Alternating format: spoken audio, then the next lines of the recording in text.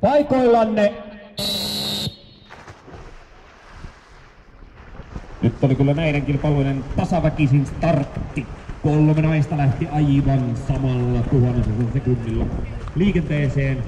Ja kärkipaikan ottaa Marttinan hengenpelastajat, mutta kovaa tullaan perässä. Urheiluhallien joukkue ja Nasuksen tyttöjen joukkue.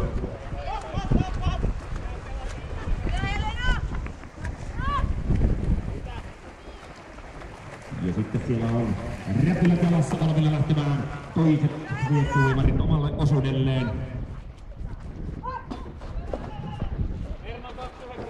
Näin tullaan kovaa, lujaa ja sääntöjen mukaan. Nyt on kyllä Marttinan tiimillä vauhti päällä. Tullaan aivan huippu ajalla ja uinnilla siellä 3. vaihtoon. Come on, Anne!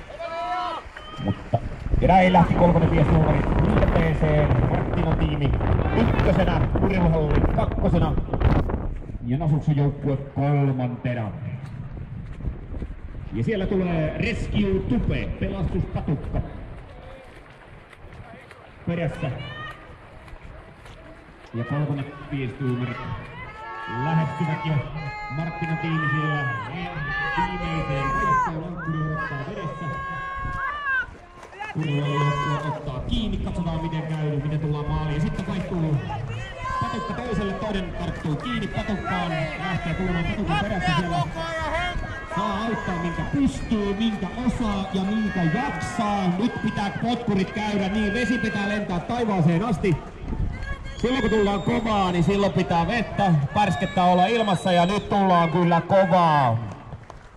Ja näin näyttää siltä, mikäli ollaan sääntöjen mukaan menty, että Suomen mestaruuden nappaa Marttinan tiimi. Aivan loistavaa. Hyvä. Ja näin maalissa.